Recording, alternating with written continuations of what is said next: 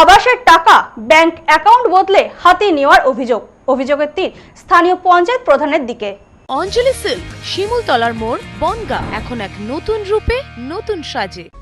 আবাস যোজনায় দুর্নীতির অভিযোগ, ব্যাংক অ্যাকাউন্ট নম্বর পাল্টে টাকা আত্মসাতের অভিযোগ। ঘটনাটি ঘটেছে মালদার কালিয়াচক ৩ নম্বর ব্লক চুরি অনন্তপুর গ্রাম পঞ্চায়েতে। অভিযোগের তীর তৃণমূল পরিচালিত গ্রাম পঞ্চায়েতের প্রধান উপপ্রধানের বিরুদ্ধে। যদিও অভিযোগ অস্বীকার করেছেন তারা। অভিযোগ, আধার নম্বর ও ব্যাংক অ্যাকাউন্ট নম্বর পরিবর্তন করে আবাস যোজনার টাকা প্রকৃত উপভোক্তার বদলে অন্যজনের অ্যাকাউন্টে নেওয়া হয়েছে। অভিযোগকারীদের দাবি, প্রথম কিস্তি ৬০,০০০ টাকা অন্য উপভোক্তার অ্যাকাউন্টে ঢুকেছে। ফোনে টাকা প্রাপ্তির মেসেজ দেখে ব্যাংকে গিয়ে বিষয়টি নজরে আসে স্থানীয় বাসিন্দা আদ্রির মণ্ডলের।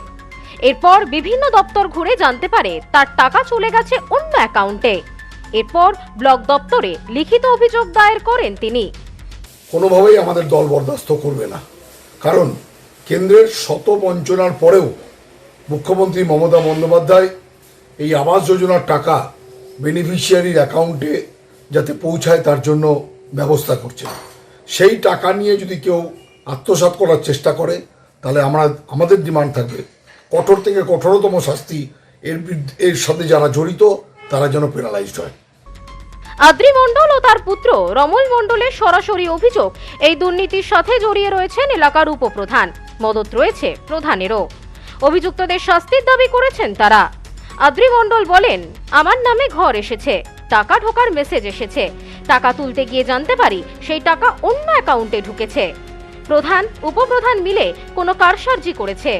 আর এসেছে আমার টাকাটা মেসেজ আসলো, আমি টাকা তুলতে গেলাম তো টাকা নাই, অন্য নামে কুনাধরির নামে টাকা ভরেছে, জানি না তো কি কারসারি করেছে। আমার সবই মিলে গেছে, প্রধান উপপ্রধান মিলে কি কারসারি করেছে জানি না। আমার টাকা আমি খুঁজতে যাই, টাকা আমার নাই। এলাকার বেশ কয়েকজনের সাথে এই ঘটনা ঘটিয়েছেন গ্রাম পঞ্চায়েতের উপপ্রধান শ্যামল মণ্ডল। এই ঘটনা তৃণমূলের নতুন না, এই দুর্নীতি তৃণমূল প্রথম থেকেই করে আসছে।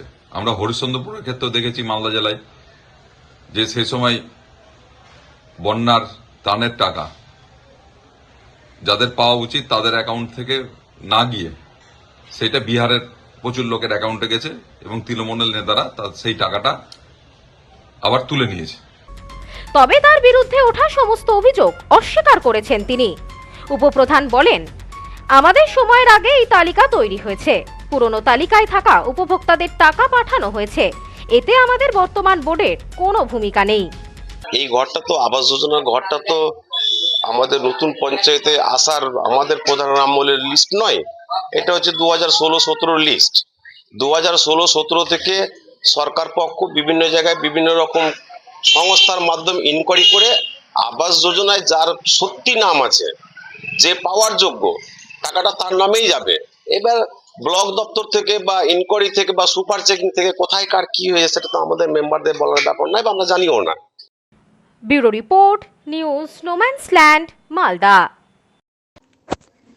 পশ্চিমবঙ্গের উত্তর 24 পরগনা জেলার বনগাঁ এলাকায় সুধীর কর্মকার কলেজ অব এডুকেশন এক স্বনামধন্য এবং অতি উল্লেখযোগ্য শিক্ষণ মহাবিদ্যালয়।